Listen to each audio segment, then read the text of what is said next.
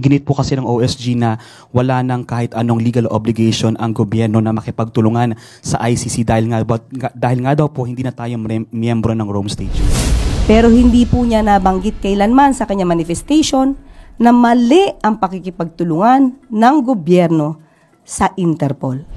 So kung hindi po niya kakayanin ipagtanggol ang gobyerno, ang mga opisyal po ng gobyerno na tumugon sa Interpol, siguro sa kanya pong damdamin lamang po yun.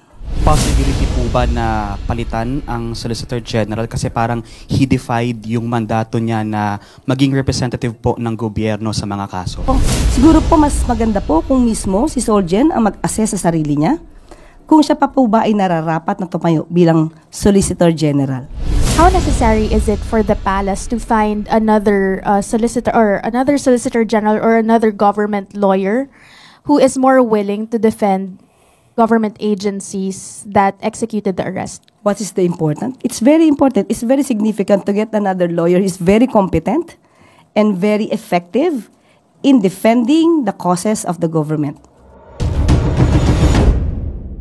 This question is from yesterday, Pas. Wala po ba talagang repercussions yung ginawa nating pag-assist doon sa pag-arrest?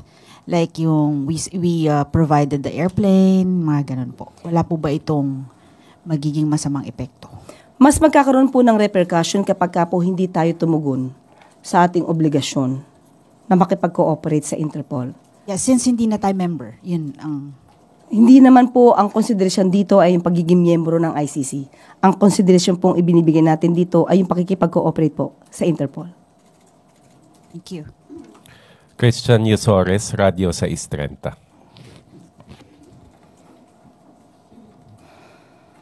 Magandang umaga po, Yusek. Ano po ang reaksyon ng Pangulo o ng Palasyo po doon sa desisyon ng Office of the Solicitor General na recusal o pag-atras po na maging kinatawan ng gobyerno sa mga petisyon sa Supreme Court kaugnay po ng pag-aresto kay dating Pangulong Duterte? Iginit po kasi ng OSG na wala nang kahit anong legal obligation ang gobyerno na makipagtulungan sa ICC dahil nga daw po hindi na tayo miyembro ng Rome Statute. Okay. Sa kanya pong manifestation, sinabi he wants to recuse himself to represent because he cannot effectively represent the government. First, okay, ginagamit po kasi ito ng ibang mga partido na di umano naniniwala ang Solgen na may kamalian sa ginawa ng pamahalaan sa pakikipagtulungan sa Interpol. Maliwanag po kung inyong nabasa ang manifestation po ni Solgen Menardo Guevara.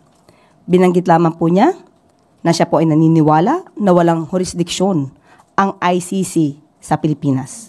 Yan din naman po ang tinura noon pa ng Pangulo. Pero hindi po niya nabanggit kailanman sa kanya manifestation na mali ang pakikipagtulungan ng gobyerno sa Interpol. Yun po. So kung hindi po niya kakayanin ipagtanggol ang gobyerno, ang mga opisyal po ng gobyerno na tumugon sa Interpol, siguro sa kanya pong damdamin lamang po yun. One follow-up lang po, ma'am. May possibility po ba na palitan ang Solicitor General kasi parang he defied yung mandato niya na maging representative po ng gobyerno sa mga kaso? Wala pa pong napag-uusapan dyan dahil napakabago po talaga nito. Lumabas lang po yata ito kagabi. Pero siguro po mas maganda po kung mismo si Solgen ang mag-assess sa sarili niya kung siya pa po ba ay nararapat na tumayo bilang Solicitor General. Follow-up to the same question, Tuesday New DZWB. Good morning, Yusek. Kung ganun po ang sitwasyon ngayon ng OSG, ano po ang natitirang option or legal remedy ng gobyerno para magkaroon ng representation po doon sa pagtatanggol kay dating Pangulong Duterte sa ICC if meron man na plano ng ganito ang gobyerno? Kailangan po sumagot. Kung sino man po ang respondent sa Supreme Court, hindi po maaaring hindi sumagot. Kailangan po ipagtanggol kung anong ginawa nila at ipagtatanggol po ito base sa batas. Mayroon po bang plano ang pamahalaan natin na kumuha ng legal service ng private counsels to represent the government for that? Wala pa po kami na pag-uusapan kung ano pong balakin dyan, pero sasagot po sila. Kung ito man galing sa gobyerno ng mga lawyers or private, hindi pa po namin napag-uusapan. But meron, ma'am, na ganong option na gagawin. Dahil nga ang OSG ay dumistansya na. Kukuha po sila ng abogado, hindi lang po natin alam kung mula sa gobyerno o mula sa pribado. Sino po ang kukuha ng abogado? Yung mga respondents po. Okay. Hindi po from, respondents din for, sa kaso is ES Lucas Bersamin, kung tama po ang pagkakaintindi ko, and Department of Justice, ganun po ba yun? Sila ang kukuha ng abogado? Kung sila po yung involved sa kaso, kailangan po nilang sumagot. So, kailangan din po nilang kumuha ng abogado. Okay, salamat po. Related pa rin. Related question. Maricel Halili, TV5. Quick follow-up lang po. Good morning, ma'am. Does the palace think that it is morally right for Solgen Guevara na mag-recute sa kaso, considering that during the time of President Duterte, he was the Justice Secretary, so baka may conflict of interest. Do you see this? We have not talked about that. But we know that he will recuse himself from representing the government. And if it is related with his former post as DOJ Secretary, we have not yet discussed about that. Follow-up, Ivan Mayrina, GMA Integrated News.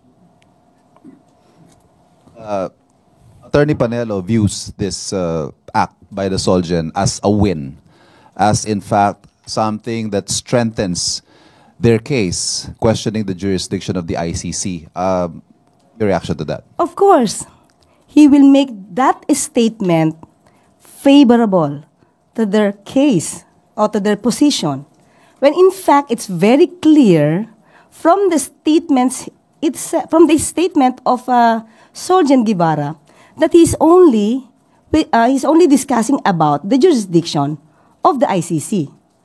And that is also the pronouncement of the President that the ICC has no more jurisdiction over the Philippines. So there's nothing wrong with that. But never did Mr. Solgen mention that he is against the cooperation of the government with the Interpol. So how could it be used against the government? Eden Santos, Net 25. Good morning po, Yusek. Sinabi po ni dating presidential spokesperson Harry Roque na hihingi siya ng political asylum sa Netherlands regarding po dun sa kinakaharap niyang kasong human trafficking at saka yung arrest warrant from the House of Representatives. Ano pong take natin dito? Makakaapekto po ba ito doon sa mga kinakaharap niyang kaso dito sa bansa? Hindi naman ito makakaapekto. Unang-una po, magpapile pa lang po yata siya ng petition at hindi pa naman po ito nag-grant. Tandaan po natin, bago po ito mag-grant, dapat mapalabas niya po na may well-founded fear of political persecution. Tandaan din po natin na mga ebidensyang nakalap ng PAOK at that time ay bigla na lang lumapag sa harapan ng PAOK without even any effort. Nakita lang po itong mga dokumentong to, bank documents ni Attorney Harry Roque sa Lucky South 99. Nakita rin ang mga dokumento ng kanyang assistant, A.R. De La Serna, in Lucky South 99. Third, there is also a document referring to contract of lease with a certain manager, alleged manager, of Lucky South 99. Bumaksak lang din po yan sa harapan ng PAOK. So how could there be a political persecution if all the pieces of evidence are overwhelming? So, wala po tayo nakikitang political persecution. Harapin na lang po niya ang kaso niya po dito. Mas maganda po yan para maipakita niya sa taong bayan na wala po talaga siyang kasalanan. Is it possible po na makipagtulungan din ang Pilipinas o gobyernong Pilipinas sa Interpol para po siya ay mapabalik dito sa bansa since siya po ay nandoon sa Netherlands? Hindi pa po natin nakikita po yan sa ngayon, pero siguro po maiiba ang sitwasyon kung siya na may warrant of arrest na inisyu ng korte. Thank you. Related po. Sige. ICC. Okay. Gilbert Perdez, DWIZ. Good morning po, Yusek. yung mula ho nang dalhin sa ICC yung dating Pangulong Duterte, dumami po yung mga abogado na at saka yung mga legal experts ho na nagsasalita about sa case at pati na rin pati na rin po sa kampo ng dating Pangulo at umabot po sa punto na pati yung merits po ng kaso ay natatouch na. Possible ho ba na malabag dito yung sub judice rule or applicable po ba yung rule na ito sa kaso before the ICC po? Hanggat hindi naman po nagsasabi ang ICC na someone is violating the sub judice rule, ito tuloy-tuloy lang po yan. Sila naman po ang pwedeng magreklamo niyan at magbigay ng order na wag pag-usapan. Thank you po. Still on the ICC case, Ivan Mayrina, GMA Integrated News. Ma'am, isang bahagi daw ng reparation sa mga biktima ng crimes against humanity ay yung pag-freeze ng assets ng akusado pag nahatulan at pagbibigay, posible, na reparation sa mga biktima. Sakali magkaroon po ng request for asset freeze, will the government comply with the ICC request? Okay. Malamang ito po ay ituturo natin sa AMLAC. Tandaan po natin, kapag may kaso po ng plunder, isasantabi ko muna po yung ICC. Okay? When it comes to freezing of assets, meron na pong isang pang kaso si Senator Trillanes ng plunder against the former President Duterte and Bongo. Dapat noon pa lang po sana inaralan ng AMLAC kung dapat i-freeze because the case is plunder. Okay, kung ito po ay magkakaroon man ng issue or magbibigay ng order ang ICC, ituturo po natin, ibibigay po natin to sa dapat sa AMLAC kung kinakailangan po. But doesn't this amount to cooperation with the ICC? Kaya nga po ibabato natin sa AMLAC. But AMLAC is under the Philippine government. Yes, but if there's a need for that, ang AMLAC walang sinisino.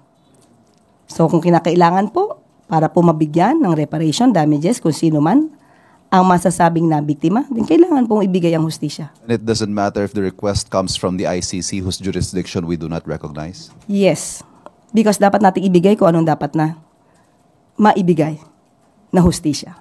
Thank you. Kat Domingo, ABS-CBN. I'm just bringing back the discussion on the Solgen. How necessary is it for the palace to find another solicitor or another solicitor general or another government lawyer who is more willing to defend government agencies that executed the arrest? What is the important? It's very important. It's very significant to get another lawyer. He's very competent and very effective in defending the causes of the government. And do you not see that coming from Solgen Guevara as of now? As of the moment, he said he cannot effectively represent the government. So it comes from him. In your assessment, does this warrant a resignation? Well, as I've told a while ago, he should assess himself.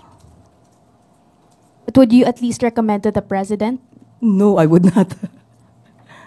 A final question from my end, ma'am. Would the agencies involved or yung mga accused po dun sa case, or not really the case but the petition, would they receive some sort of assistance from the national government, particularly in Malacanang, when it comes to dealing with this case now that the Solgen has recused? If it talks about official duty, I believe it should be the assistance from the government should be given, considering that it is official duty. They are not performing in their private capacity. Chanel Salazar, DZXL. Good morning po, Yusek. Kahapon po kinasuhan ng QCPD-CIDG ang isang police vlogger ng inciting to sedition at paglabag sa Cybercrime Prevention Act dahil sa kanyang mga partisan post sa social media. Sinabi niya rin po directly kay Pangulo na kahit presidente ka pa ng Pilipinas, kung mali yung iutos mo sa akin, hindi kita susundin. Sino ka ba para sundin ko? Yun din sabi niya sa kanyang vlog.